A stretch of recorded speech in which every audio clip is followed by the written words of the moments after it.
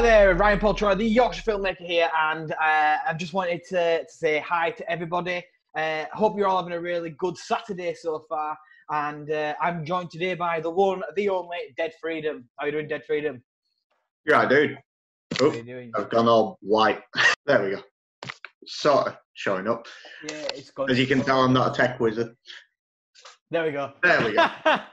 So tell us a little bit about yourself. Well, I'm a singer-songwriter from the Yorkshire district. Yeah, basically, I play blues, rock, country sort of style guitar, and sing with gruff vocals, really. Sounds about right. That's pretty on point, isn't it? So obviously you've been doing this for quite a long time now. To my knowledge, it must be about 12 years, maybe even longer. Yeah, about 13 years. I think I'm coming up to 14 now. No, so it's been, so think way back when, what originally first got you into music? To be honest, it was like I was 6 years old. I were little nipper sort of thing, and I wanted to be like my big brother. He played the drums, and my uncle John, he played drums as well. And yeah, I just ended up. I wanted to follow in their footsteps, but I didn't have their foot-hand coordination to do drums. I was terrible. I sounded like I were rooting through trash cans. So I ended up. My mum were like, "No, I'm not having this." Got me an acoustic guitar. All right. And I just got into doing that, and it took till I were about 16, 17 for it to really take. Yeah. And then my brother took me to see a band called 3 Mile High, who good band. We went and saw them, and I was blown away. I saw these guys, and I'm like, bloody hell, that's what I want to do. These guys are cool. And yeah, my first experience going out drinking as well, I was like 16. So typically sneaking out. None of us ever did that. Oh, no. We're all really good boys and girls. Oh, definitely. So you've already said that you sort of make like your blues and sort of gruff and like bit of like root sort of music. Yep. So what inspired you to actually start making that music? Where were it that came from? It sort of developed over time, really. Like, as I say, I used to be in 3 Mile High. Like, I still love their music, don't get me wrong. But I started venturing down the roads of Nickelback and Poetry and like heavier rock groups sort of thing. And then out of nowhere, I got into like Sean James and the White Buffalo and stuff like that, and Tom Waits as well. And people started comparing me to these people, so I started checking them out and being like, "Oh, actually, yeah, no, it's cool, man. Like seriously, like to be compared to people like that as well. It's just, it is very humbling as well. Yeah. It just sort of makes you go, wow, okay, yeah, I'll take that. Yeah. So it just sort of, I started looking at those guys, what they did sort of thing. Like I've always been a Springsteen fan. Yeah. So when I got compared to them by HMV, I was like, I'll take that. Yeah, definitely. So you mentioned HMV. Tell us a little bit about that, because I know that you've, is it the one in Leeds? It's correct. Obviously at the moment with everything that's going on, it's sort of gone a bit, out of the window.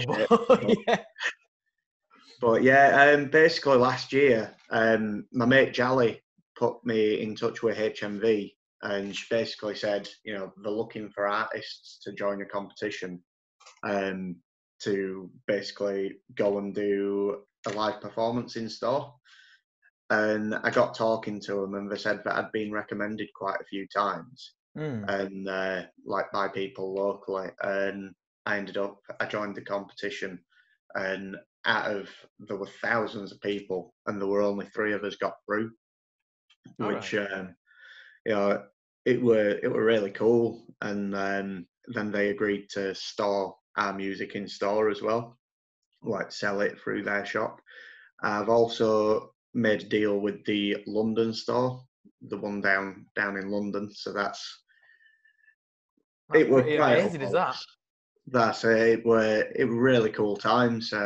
but unfortunately COVID-19's got other ideas. It's changed everyone's plans, hasn't it? It's ridiculous. That's it. So obviously every musician has their own creative process. So tell us a little bit about your creative process and how you come about writing your songs, like where you get your lyric inspiration from, or what sort of chord progressions you use and stuff like that. Generally, I'll just be tinkering around on the guitar, and I'll come up with like a little guitar riff, and I'll normally just start working around it, working over it, and I'll get lyrics generally from anywhere. You know, I'll be thinking about my daughter, I'll be thinking about a relationship I've had, or just, you know, things that have happened in my life. I'll start writing about them, unless I'm very particular, like politically active in my mindset at that moment. Yeah. And then I'll write something like Standing Tall, where I'm a bit more, yeah, against the man. Yeah. So, obviously, you've mentioned a lot of people that you've been inspired by over the years and your musical writing and stuff like that. If you could pick any of them or anyone else to collaborate with at any point, who would it be and why? That's a difficult one. So, as a musician yourself, like, you'll know how terrible my timing is. Like, other musicians hate me for working with the, like, I really want to work with you, but at the same time, I don't like your timing. So I'll go from being in 4/4 to 3/4. If you're a musician, you'll know what this means. But if you're not a musician, you won't have a clue. Add on to that all the crazy tunings as well, because I'll tune my guitar down a half step, and then I'll put capos on it as well. And then it'll switch between finger picking and playing with a plectrum, strumming. It's a bit complicated, and people are just like, okay, yeah, you messed my mind here. What's going on? So it's a bit of like, you like to collaborate with people, but you don't think they'd want to do it back. Yeah, kind of. But I think to answer your question, who I'd most like to collaborate with would probably be Wilson again. Like, we've done 2 songs together. Losing Faith on his album, Afraid of the World, and also Standing Tall, obviously, off my Standing Tall album. And I just love working with the guy. You know, he's one of the best mates I've ever had. He's sorted, down to earth, and you know, he's great to gig with. So I think sometimes having that connection with somebody as well always helps, doesn't it? You know what I mean? So it does. It's like when I recorded Standing Tall, he recorded the whole album for us. Yeah, well, pretty much the whole album anyway. There were a couple of tracks already existing, but he got the sound spot on because he's gigged with us for so long. So you grow to know each other. Yeah, no, of course. So you've been doing a lot of live sets on Facebook, obviously, in the sort of situation we're in at the moment.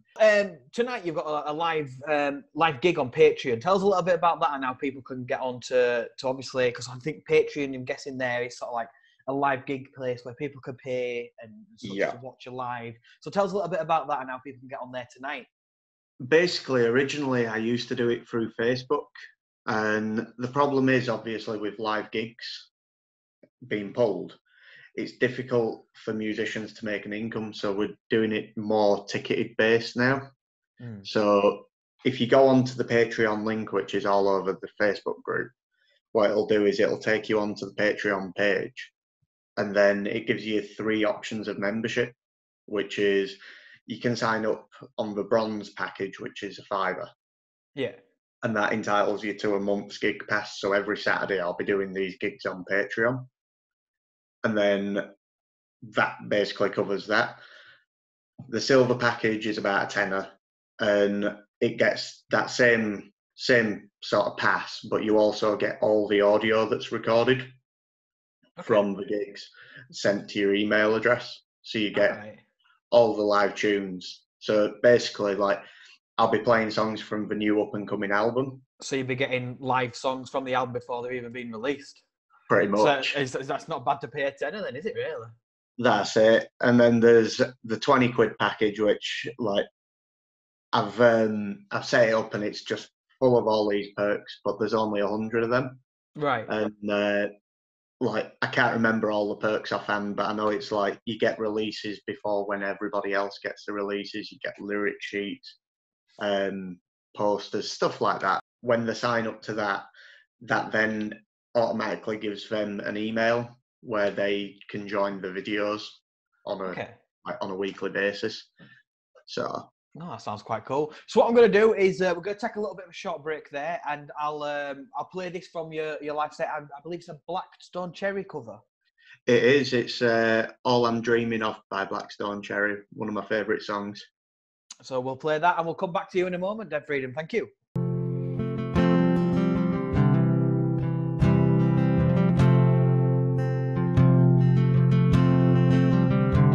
There's something about our world today that makes me want to cry. There's too much anger and too much pain, too much money and too many lives. If I could have one wish tonight, I would beg of us to forget our pride. If we could do just one thing right, we could help each other to love our lives. All I'm dreaming of is good times, good friends, and somebody to love. Well, all I'm dreaming of is no tears, no fears, blue skies above.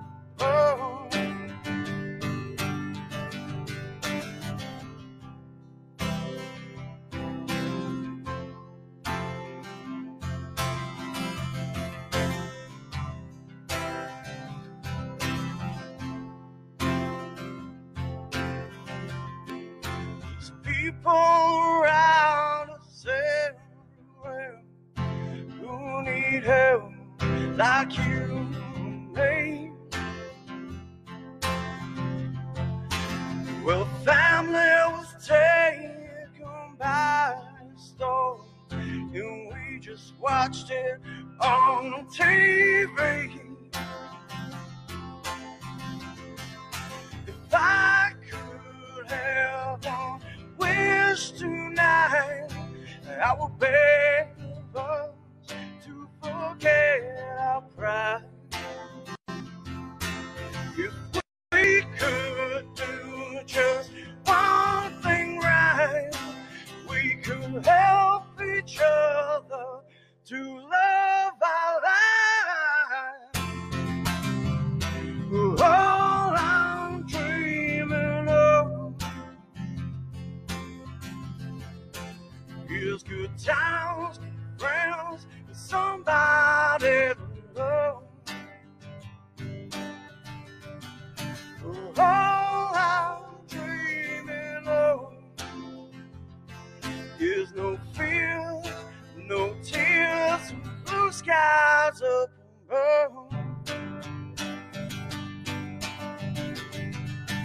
Well, one thing is right, another's wrong, but in the end, love will keep us strong. Oh, all I'm dreaming of is a house on a hill, somebody to love. Oh, all I'm dreaming of is a song to shine on blue skies above.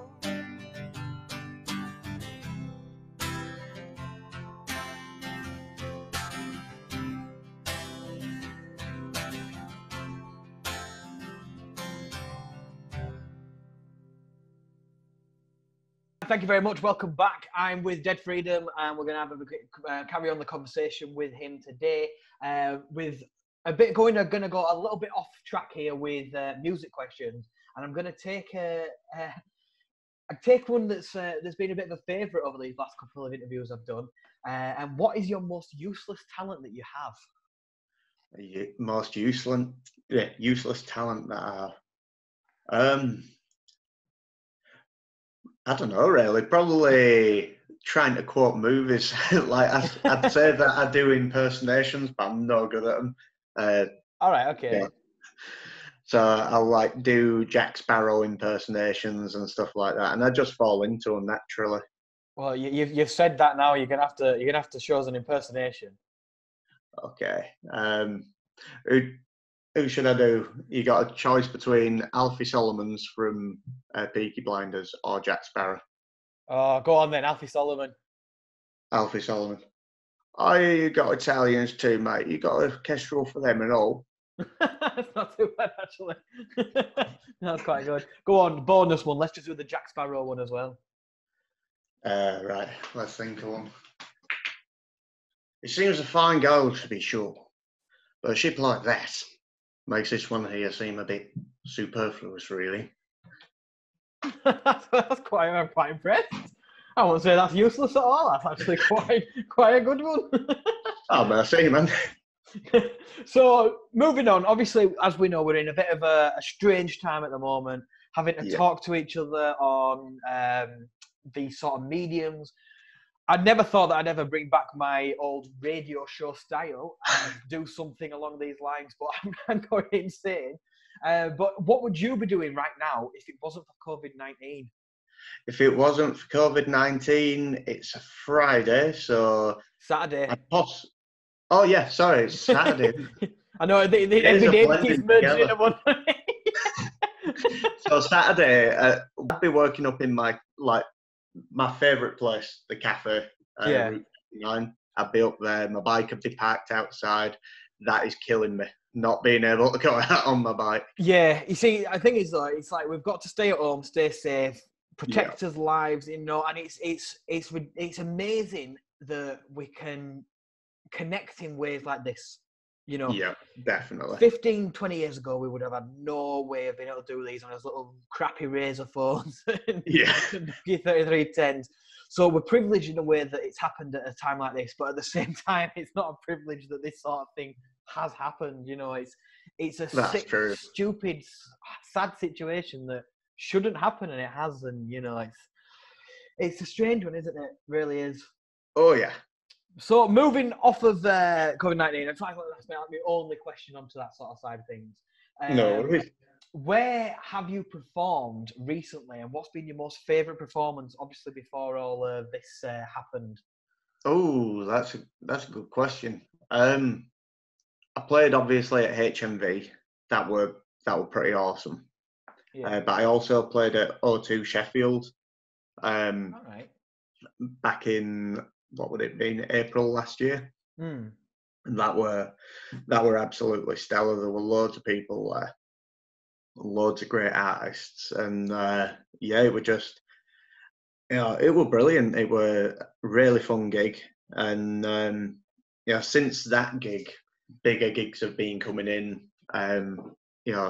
Getting to play further afield and do more stuff elsewhere other than just. I love Bradford. Don't get me wrong, I've always loved gigging up here, but getting out to all these random wonderful cities, it's like, oh, nice, I didn't even know that. Yeah, no, that's absolutely brilliant, though, and I suppose as an artist and as somebody that's growing in the same capacity, you at the same time, playing at your hometown, playing at your own people is amazing, and but being able to go out further afield and having sort of which goes nicely on my next question, having the internet, how has that impacted? Being able to push out to further afield, not just for yourself, but for the whole music business in general. It's brilliant, to be fair. I mean, obviously I've got Spotify, iTunes, all those usual things, and those are they're accessible to people all over the board.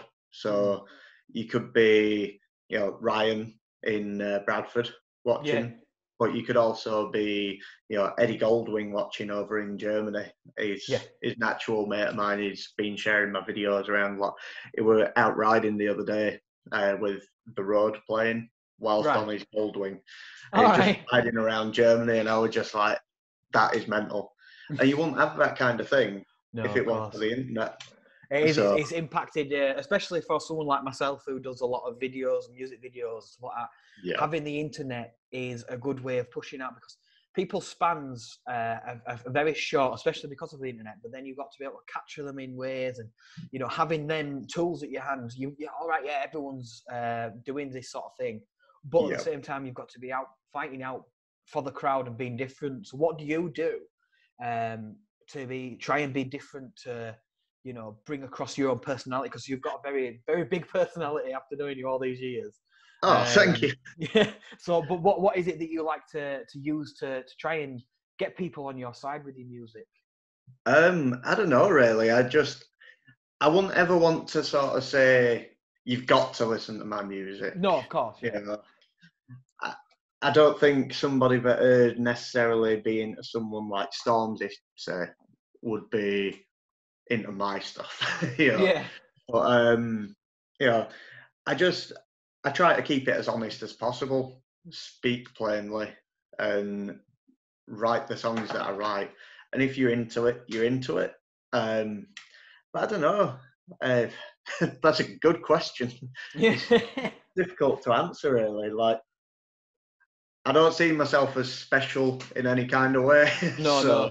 It's like doing something to pull people in. I think it's just sort of putting what I do and who I am, like, out on the plate, and then if people like it, they like it. If they don't, that's cool too.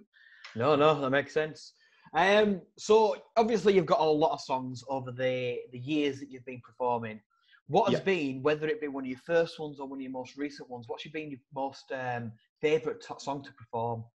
Oh, there's a couple. Go on, I'll allow you to say a couple then. Okay, so two favourite songs. I think probably Standing Tall, but it's got to have Wilson there. Like, I love playing it. I love playing it on my own, but when Wilson's there and we're just rocking off each other, that's even better, because he'll do the Standing Tall lyric where he like pitches in at the end of the chorus, and he'll do the guitar solo as well, which is just mint. But I'd say probably my favourite one to play is The Last Man, which is the title track off the up and coming album. Yeah. Funnily enough, it were written all about the apocalypse. I wrote it for The Walking Dead. So every time I play it now, it's kind of like, well, this is a little bit too fitting. No, I know, of course. It's a bit of an odd situation, aren't we, at a minute? Going off the music a little bit again, what is the most trouble you've ever gotten into? Oh, that's a tough one. Me and my best mate when we were at school, I don't know if this has ever gone on record, so I shouldn't. Sorry, it's that. We used to collect Pokemon cards when we were kids, and obviously everybody did. And the teachers had confiscated them, naturally, put them in the lock-up closet. This is about as bad as I can tell you about. Right, okay. So what we did was, when everybody else was out of school, we went into school and went into the closets and nicked them. And being the resourceful little gits that we were, we sold them back to the people that they were taken off of originally. Brilliant. So I suppose you nearly got in trouble for going in there in first place, didn't you? So you need to get some back. Kinda. We always had that business mindset. No, you've got to. You've got to in this world. So obviously, over the years, you've probably been given some advice from people and stuff. What's the best advice you've been given, whether it be from music or just a general life? It's kind of a two-parter again. One of them was my biggest inspiration, 3 Mile High's lead singer, Rob Carl. Great mate of mine. He turned around to me and said, you know, follow your dreams, never give in on something, and play to a crowd of one like it's a crowd of 1,000 or 1,000,000. You know, just keep on doing that. And then also I were at a Sean James gig recently, and basically he said he reached a point in the road. It was, you know, he was out, and he had a choice of whether to give up on music fully or keep on going, and, you know, just keep on doing this thing and not give in on it. And I've taken both of those pieces of advice, and it's like the way I see it is I could keep on doing the music like I am doing, or I could give up and I could go work in Tesco's, which, you know, right now is a very useful job, but I probably wouldn't be well suited to it. Yeah, no, I understand what you mean. Exactly, really do understand what you mean. Because I'm in that same sort of situation, being a creative, constantly working for myself, and, you know, having all that just stop suddenly. You just be like, can I go back to working for somewhere like Tesco or Aldi or something, even though it's only for a short period of time? Yeah. Or can I carry on and do something like what I'm doing like this and still be able to work from home in a sort of similar capacity as I would have been able to? So I'm guessing that you're, like, obviously where you're doing the live gigs, the live sets like you're going to be doing on the Patreon tonight, and stuff like that. You know, you've got to keep active. You've got to still keep pushing out to your fans and to new fans, and, you know, using a situation like this where we're being told to stay at home and we're being essentially paid to stay at home. It's the best time to do something like this.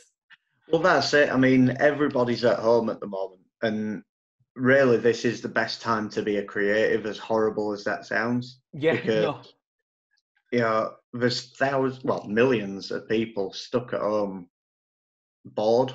You know, we're all going out of our minds a bit crazy. It's like the things that are going to get us through, listening to music, watching shows, watching videos, all that sort of stuff, seeing artwork and things that the human race, like, on a whole, we normally take it for granted. Yeah, no, of course. But it's one of his biggest strengths. I mean, we create some beautiful stuff, like, not just me and you know, but as a race, we create these awesome things, and we should celebrate them. And I think this is a time when we can do that, really. No, of course. So just to end this bit of interview, tell us what's next for you, obviously, after all this situation's over. What sort of plans have you got going forward? So I'm an apocalyptic nut. I'm the sort that thinks about every sort of situation. So I've got a couple of plans. If this lasts for the foreseeable, it's going to be for live streams on Patreon, stuff like that.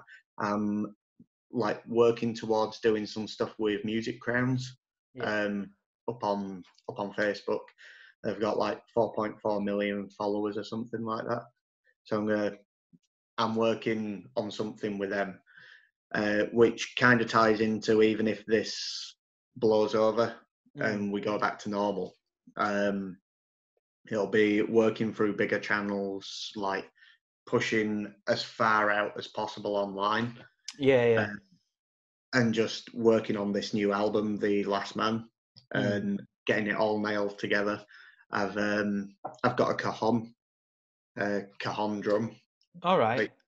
Like you sit on it and you tap away. Yeah. I've got that on the way, so I'm thinking about adding some of that to the new album as well. And just sort of learning how to play a new instrument as well.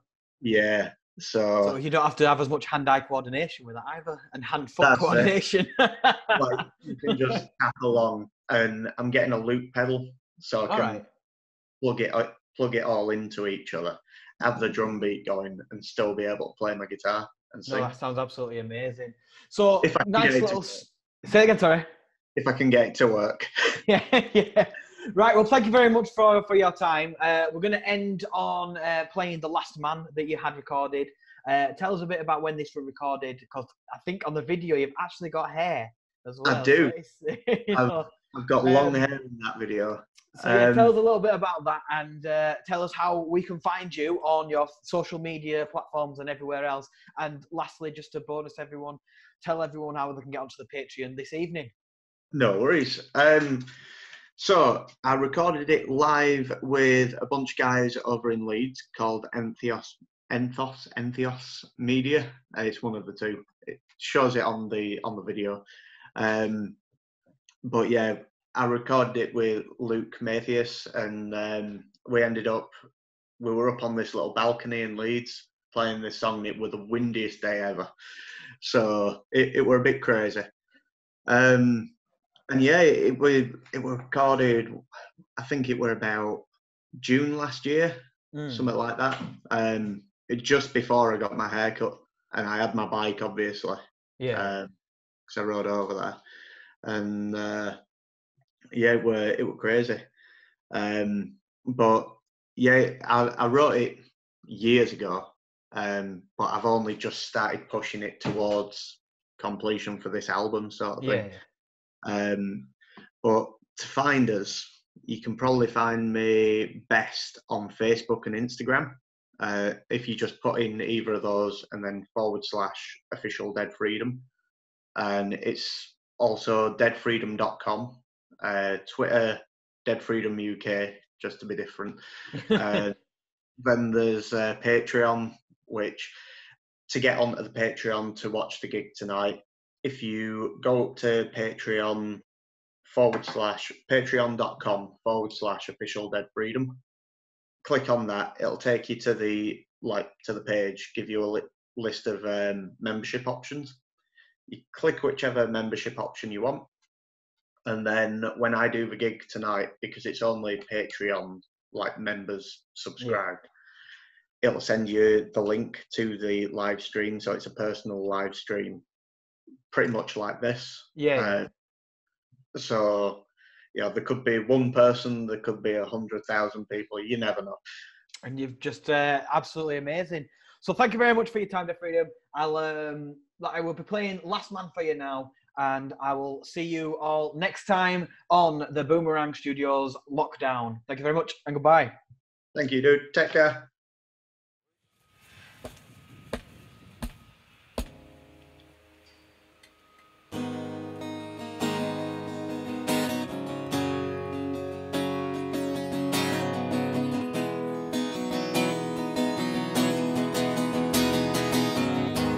Well, the world we know could end tomorrow. Honey, we could lose it all. Yeah, that we know. But I still have a song. Yeah, I still have a song.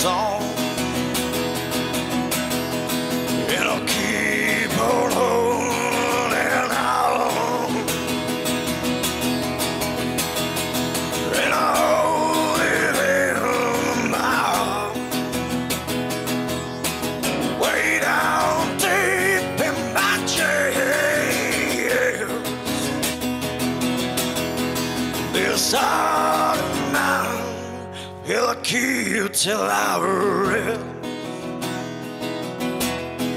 But I'll still have this song. Yeah, I still have this song that'll keep on holding on.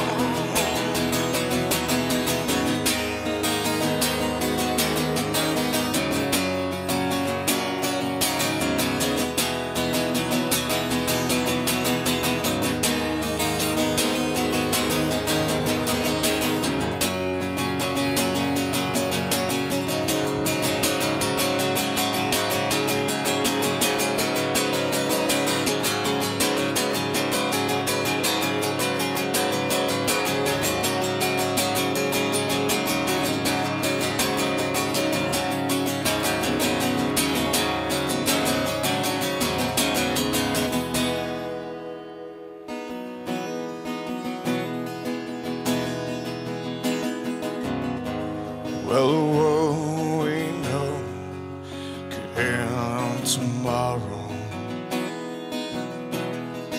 Honey, we could